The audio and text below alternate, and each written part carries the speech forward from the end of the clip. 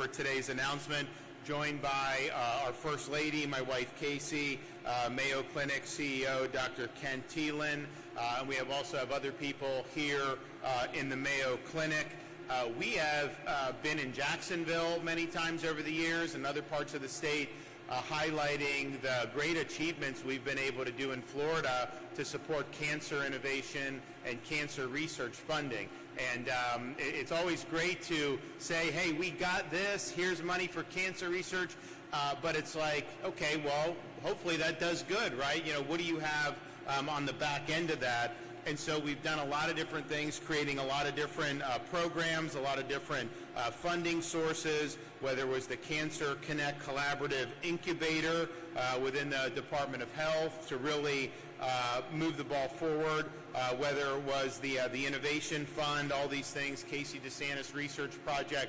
There's a lot of things that have been done in really historic way to make a difference. And so 2025 budget year, $218 million to the various cancer initiatives are in current year budget, and that's way more than has ever been done in the state of Florida, and honestly, it's probably way more than has ever been done in any state, you know, quite frankly, around the United States. So we've done over $1 billion just in my tenure as governor for cancer research and cancer programs. So I think most people know about 6 months ago, Mayo Clinic opened a 228,000 square foot Duan family building here, and that's where we're standing in Jacksonville, which is a major milestone for cancer care in Florida and across the country. And we are here today with the backdrop of all the heavy artillery you see for treating cancer to announce the next major step forward. Mayo Clinic is now launching the technology for the first carbon ion therapy program anywhere in the United States of America, and in fact, it'll be the only carbon ion therapy program in the entire Western Hemisphere. So this is newer technology. Japan has really embraced it. Mayo's the first one in the United States. You know, this requires capital investment. I mean, you see here, we were looking at some of the rooms where people can go, they can get the proton or the carbon ion, and that's the vision. But it's like you look at where the patient's going to be, then they take you behind the kind of the wall, massive things. I mean, and they work with Hitachi to be able to get this done. So, you know, we have done with Mayo Clinic for all our cancer initiatives since I've been governor. It's been close to $100 million that Mayo has received in various programs, and towards this carbon ion therapy, about $30 million of our program funds contributed to where we are today. So there's a lot of excitement about what this could mean for the treatment of cancer. It's a very, I'll let Kent talk a little. He's a little bit more fluent in it than me, and I don't want to get any things wrong. Oh, you said this, you said that. The reality is this is probably would be considered the most advanced form of radiation treatment anywhere in the world. It has been used, I think, very effectively in Japan. The kind of the target is some of the most aggressive, hard to treat and treatment-resistant cancers, especially those that don't respond well to traditional radiation. And so this is the type of capability that is being unleashed here in Florida. Mayo Clinic is one of the NCI designated comprehensive cancer center campuses in Florida, of course. And, you know, Mayo, and I asked the question, I was like, well, you know, Mayo Clinic originated in Rochester, Minnesota, right? And they've got an Arizona campus. You know, why didn't they just do it in Rochester? And basically it was like, you know, this is where the action is. This is their biggest growing footprint of any place that they have. You know, their Rochester grows, but they're growing way more in Florida. And I've just, in my travels over the years, when people find out that, you know, we lived in Ponte Vedra Beach before moving to Tallahassee for governor, the number of people, I mean, okay, they know golf and Ponte Vedra and TPC, but like the number of people that have said, oh yeah, we stayed there, you know, when my mother had to go to Mayo, or my husband, or this or that. People come from everywhere right here to be in Jacksonville because of Mayo Clinic, and it's very, very noticeable. And it used to be that you go back 30, 40 years, be more likely people would leave from here to go other places. Now we have people coming here in really big numbers, and so I think it's a testament to the quality of care that's offered. So I think it really is the fact that it's done here. It's really a positive sign for the upward trajectory of the medical community here in the state of Florida. Now, we've also been very good in terms of our regulatory apparatus that we have in Florida. Our folks are instructed, and they do. It's like, okay, the purpose of regulatory is to create a framework, which is fine, but ultimately the goal is for people to be able to accomplish things. So if people have innovative ideas, how do you get them to yes? Don't just say, oh, you can't, you can't, you can't. So we've tried to create an environment that is more, how do you get to yes, not just in medical, but in everything that we do. It's part of the reason we lead the nation in new business formations every year, because people feel like they that the government here wants them to succeed. So this is going to be a unique facility. You're going to be able to do both proton and carbon ion therapy, and they actually can use for the same tumor. They can use both types potentially for dual capability. I was in both of the different types of rooms. I got to tour that earlier. So proton therapy will begin in 27, carbon ion in 28. Now they're having to work with the FDA on some of the stuff with the carbon ion therapy, but I think it's going really well, and I think the fact that you've seen it be used in other parts of the world is something good. But as you know, if you don't get it approved and all this, it's like you gotta, I mean, they have to make sure that they can sustain this. So there's things that have to be done still on that federal regulatory front. But man, what do you have here is pretty amazing. So, but the building's going to serve patients all the way through, and they'll use the therapies that are available. And when the carbon ion is green lit, they'll be able to do that appropriately. It's interesting. They were also telling me that if you treat like a tumor with the carbon ion, there's a school of thought that it basically helps with your natural immunity or some of the other medications for other parts of your body that would potentially be subjected. And so kind of a dual benefit there, which is really promising. So I'm excited to see this. I think, when we did the cancer initiative in 2019, it wasn't anything that we were doing at the time like for our family. We just thought it was important. And then First Lady got diagnosed a couple years later, and so we went through that personally. But the amount of momentum that helped gain because of what she was doing to fight it has helped really take this to the next level. So I'm excited about this. I think this is going to make a big difference. And, this is right here in our backyard. No one else is doing this anywhere in the United States. No one else is doing this anywhere in the Western Hemisphere.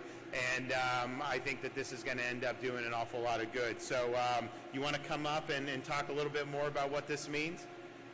Thank you so much for being here. Thank you.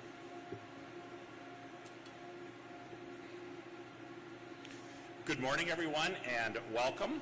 On behalf of myself, our Chief Administrative Officer, AJ Dunn, and all of us here at Mayo Clinic in Florida, it's truly an honor to welcome you, Governor DeSantis and First Lady DeSantis, to the Dwan Family Building as we mark a transformative moment in the future of cancer care. This building, the Dwan Family Building, our new integrated oncology facility, which we opened just last summer, represents a truly extraordinary advance in the care of patients diagnosed with cancer.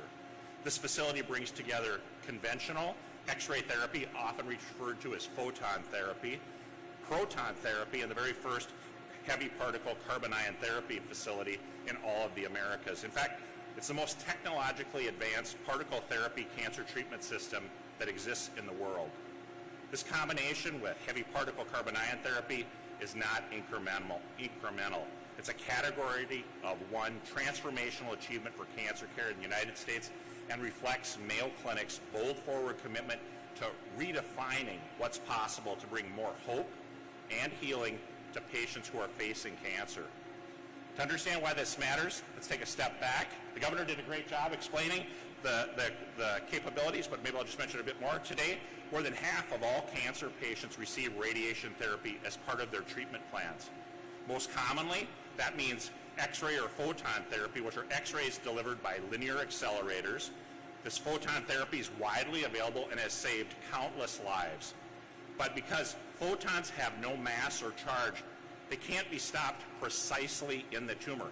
That means some of the surrounding healthy tissues are often exposed to radiation, which can be an especially serious concern for children or for patients whose tumors are located very close to vital organs. Many cancers are also resistant to photon therapy, and treatment often requires 30 or more separate visits, placing a really significant burden on patients and families to go in for all those treatments. Heavy particles change that equation. Protons and carbon ions have mass and charge, which allows them to be delivered with extraordinary precision, precisely targeting tumors while better sparing surrounding organs and tissue. And they offer the promise of fewer and more powerful treatments, reducing physical, emotional, and financial strain on our patients. Mayo Clinic's long been a leader in this space. We're among the first institutions in the nation to deliver proton therapy at our other locations, and today we actually operate the largest proton practice in the United States. But what truly sets this facility apart, again, is the carbon ion therapy. Carbon ions are 12 times heavier than protons. They're accelerated in the massive circular synchrotron accelerator that you see behind us, which is really an engineering feat larger than a football field that accelerates particles to near the speed of light with remarkable sub-millimeter accuracy. These carbon therapies are then precisely delivered to the targeted tumor to create powerful breaks in the cancer cell's DNA that are extremely difficult for tumors to repair, thus destroying the cancer cells. Even more promising is what happens next. Research, including work led by our team here at Mayo Clinic in Florida, that suggests, as the governor shared, that this DNA damage can generate what we call our neoantigens, triggering the body's own immune system to recognize the cancer and also potentiate capabilities with other immunotherapies. We're deeply grateful to Governor DeSantis for your tremendous support, and First Lady Casey DeSantis for your leadership, your advocacy, and your unwavering support for cancer treatment and treatment solutions. The Casey DeSantis Research Program has been instrumental in helping make this transformational facility a reality. For that, we are deeply grateful. Thank you.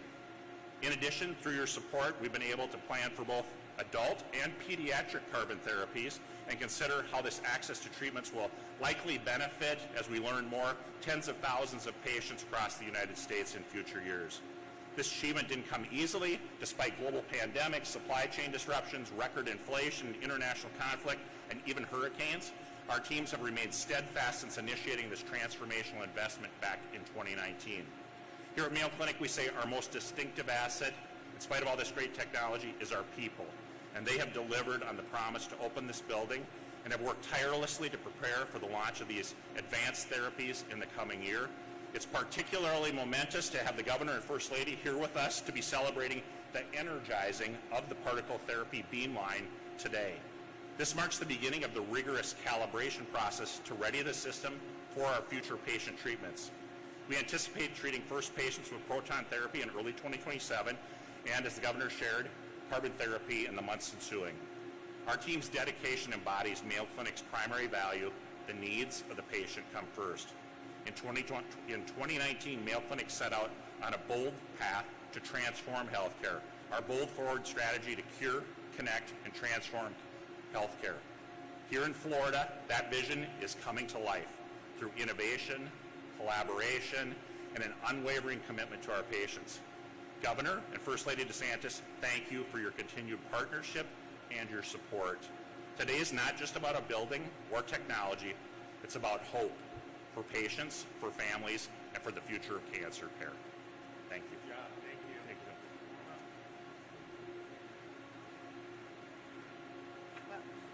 I would never say it was a good thing that I got sick, but I will say I am just so humbled to have had a very, very small part in seeing something so historic happen, not only here in the First Coast and this surrounding area. It's a huge deal.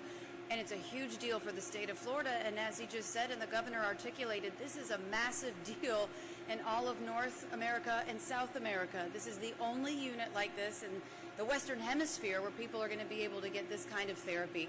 And as somebody who had radiation therapy, 6 weeks of it to be exact, and my left arm doesn't work as well as my right arm does, and sometimes you see me pushing a swing with just my right arm with my kids because the left one isn't working as well. Boy, it gives you a lot of hope that people who find themselves in a situation where they are going to have to seek therapy might not have the ramifications from the treatment. And that gives a lot of hope to a lot of people, not only to beat cancer, that's part of it, right? But to be able to have the quality of life afterwards and not to have the implications and ramifications of going through some of these really difficult treatments. And so this has been really very humbling for me. I've been honored to be a part of it, and it really fits with our overall mission of what we've tried to do in the state of Florida to help combat cancer. It started really with Cancer Connect that we started back in the day, and that really stemmed from when I was sick. I remember getting letters from people all over Florida, all over particularly the First Coast because I have so many wonderful relationships here, but all over the United States of America. And I just remember how heartfelt that made me feel, that so many people were advocating for my health and giving me words of encouragement. And I remember meeting with people particularly who had stage 3, stage 4 cancer, and they had battled that 20 years ago. And they would come up and they would tell me their stories. And that gave me hope. I'm thinking, man, if you beat stage 4 cancer 20 years ago, man, then if I just stay strong, I can do it. And that's one of the messages from the very beginning that I wanted to help deliver to folks, to say, man, if you're in the fight, have hope, have courage, and stay strong because you can beat it. And look at what the state of Florida is doing to help provide options that are nowhere else in the Western Hemisphere but right here at the Mayo Clinic and right here in Florida. So that's how it all started. And then we really worked, obviously, with the legislature, and thanks to Ron over here for his advocacy, to do all of the funds to incentivize these sorts of things with the nationally accredited cancer institutes who have used these dollars very well to make sure that it benefits all Floridians with technology. The Innovation Fund was a big part of that, and Ron talked about that. That is really looking at novel treatments, novel procedures that might not get any oxygen, but they're looking for pathways for funding to be able to just see if it works out. If it works, great. If it doesn't, then letting people know that it's been tried so that we don't repeat some of the things that they've done. And so we've done tens of millions of dollars. Ivermectin, we've incentivized that through the Department of Health with this Innovation Fund because it's in generic form. If it happens to prove to have results, as some surmise, there might not be an incentive on some people to invest in it because there wouldn't be a big ROI or return on an investment because, again, it's in generic. But the state of Florida has an obligation to look into it on behalf of the people of this state, to do everything they can to turn over every rock, to provide every opportunity for anybody who's battling cancer. And so when you put this all together, Florida leads. I didn't even mention the pediatrics that we've done, $30 million reoccurring money that they're going to do to help bolster pediatrics because obviously when you're dealing with smaller children, unfortunately, you need smaller machines, you need smaller needles, you need certain kinds of expertise. And so now here, particularly in Northeast Florida with Wolfson Children's Hospital, man, they're going to get a huge infusion of cash to be able to ensure that if anybody in the state of Florida is battling cancer, whether it's a child or an adult, that you have the best options to be able to beat it. And so again, it's just an honor to play a very small role in this, but it's a privilege to be here today when you guys officially flip the switch. All right, well, it's going to be exciting when they flip the switch. I know that there's going to be a lot of good that comes out of this facility, and it's been interesting to watch. The campus here grow over the years. Even when I came from Mayport Naval Station back as a lieutenant junior grade, I remember the Mayo Clinic here, and then just seeing everything that's happened since that time. But particularly even just since I've been governor in 2019, it's been pretty remarkable. So it's a great success story for the state of Florida, Northeast Florida, and I know the best is yet to come. So thanks everybody. Okay, do we got any questions back there? Are we going to flip it? Are you going to do anything more? You're going to flip it. Okay, let's do that. Yep.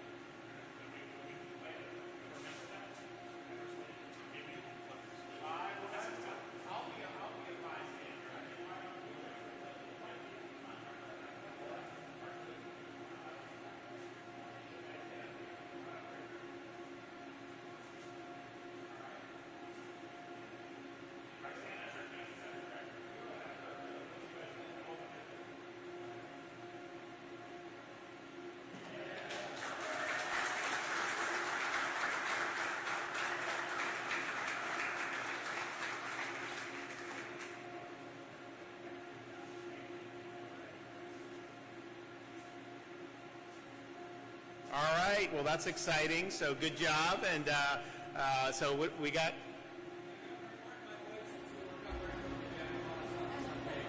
Aren't we all?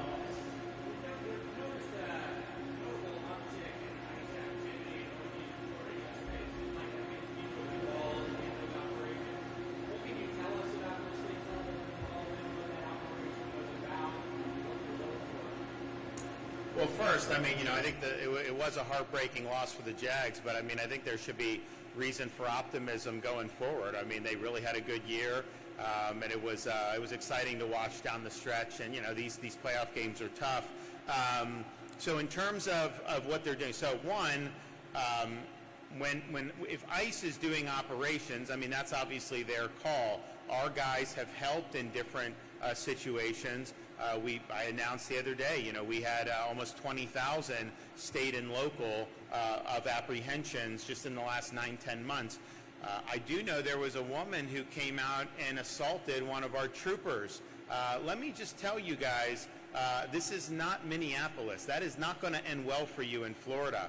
You have a right to go out there and criticize government policy. You can go out there and protest within, obviously respected zones. But the idea that you're going to assault one of our troopers is unacceptable, and you are going to face consequences as a result of that. So I'm not sure what all their what DHS is doing. Yes, our guys can assist. A lot of that is being driven by there. I was the other day out when we did the announcements. I think some of you were there at the Baker facility that we created, and that's worked very efficiently. That is an existing facility that kind of got retrofitted, and you've had folks go, process, and then they're able to be flown out. So all in all, Florida's really leading the way. But there was you have these politicians in Minnesota, and they're attacking DHS or attacking ICE agents. They're doing all that, and you have a lot of conflict. And they were like, why aren't they in Florida or some of these places? And the reason why you don't see, because we're cooperating. We believe that, we have a responsibility to help the laws of the country be enforced. And I just think it's odd, you have some people that, they don't want, there's certain laws they don't like, and they think that the way to combat that is not to win elections and change laws, but to just simply assault the people who are enforcing the laws. These guys that are out there, they've been treated very horribly across the country, and they really have a target on their back. And I know you had that one woman in the city of Jacksonville government putting out information. Look, that's not the way we roll here in the state of Florida. We're going to respect that, respect the law enforcement, respect the rule of law. And, if you want an open border or an amnesty or something like that, the way to do that, I wouldn't support that, but there's a process. Reality is, this last election, presidential election, was decided in significant part because the outgoing incumbent had opened the border, and it caused a lot of problems with many millions of people coming in illegally, including Maduro sending people to the border from Venezuela. He was emptying out his prisons, and he was sending them here to the United States. That's why when we did the Martha's Vineyard transport, most of the people on that first flight were from Venezuela.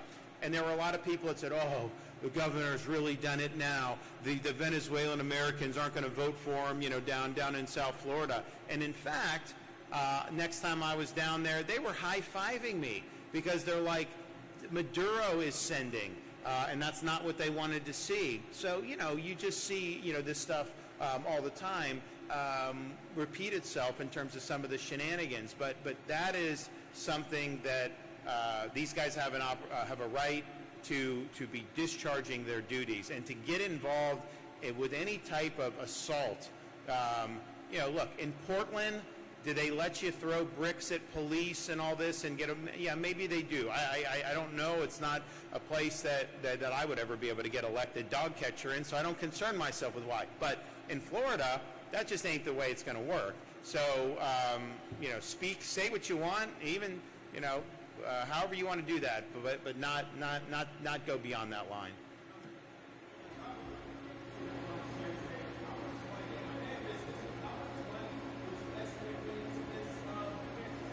How much overall is this project? Yeah. So total, at least $330 million to go into this. State of Florida's 50. Yeah, about 30 to 50, depending on how you slice it. And so, you know, but I think part of the reason we wanted to come here and highlight it is because when the First Lady was touring here recently, I mean, basically what Mayo said was, we wouldn't have been able to get here without the state's involvement and the state's help. And so our role is significant in terms of that's a lot of money, but it was like that was really critical funding that may not have been able to be found elsewhere. And so that's really meaningful that we could have made that difference. Yes.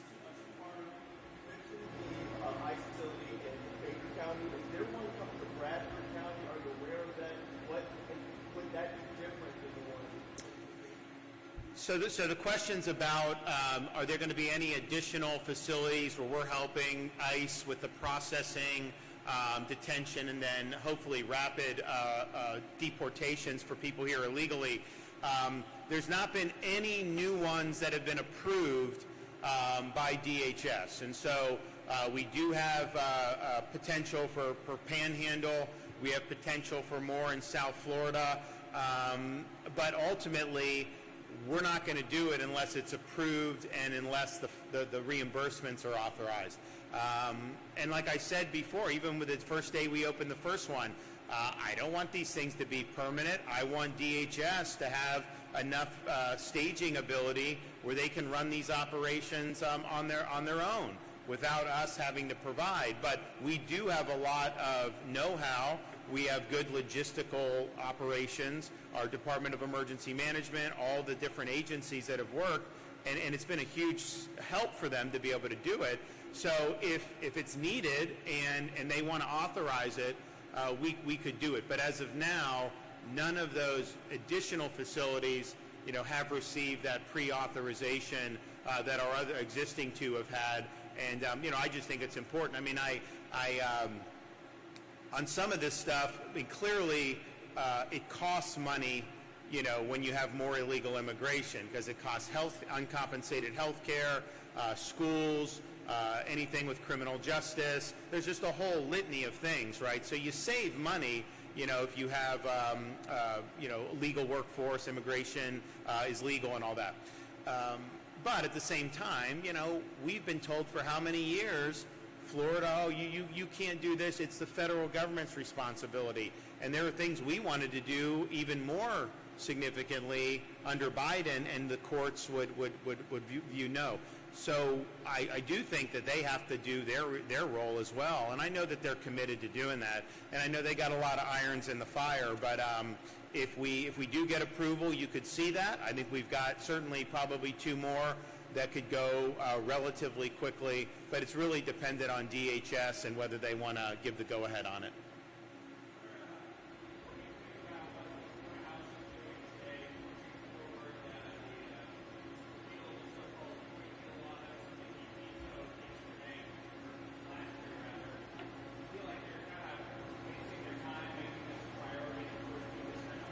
Look, I mean, they can, you know, like Colonel Jessup said in A Few Good Men, I run my unit how I run my unit. So we run the executive branch. I respond to what the legislative branch does. And so if things hit my desk, you know, I'll take the appropriate action. So I'll leave it for them to be able, you know, to decide, you know, how they want to do. I will say, you know, that particular legislation that I vetoed, if you talk to people in healthcare, it would have caused us to lose doctors. Like, there's no question. Because basically those were reforms that had been enacted in response to medical malpractice insurance crisis many years ago, long before I was governor. And so you would see an impact on that, no question. And I didn't talk to a single physician group, hospital during that said that it would be a positive thing to be able to retain doctors. We've had a lot of problems over the years in that, so that's what we did. And it's important to point out, because the way these things get branded, these are like, you know, like not the spouse, you know, other relatives can sue, and you can get economic damages now. This is non-economic, which is, hard to quantify, and it's susceptible to inconsistent verdicts in different jurisdictions. And so it's hard to plan, it's hard for the malpractice insurance to settle in stable. So things happen to upset, and that's why. But you can sue right now on any of those instances for economic damages. Yes?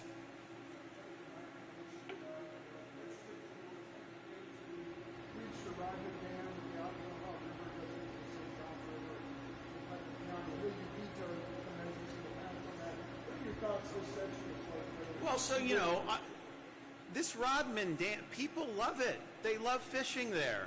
I used to represent Putnam County in the U.S. Congress. And I remember, I'm touring, I first get in, they take me to they're out there fishing, and they use it.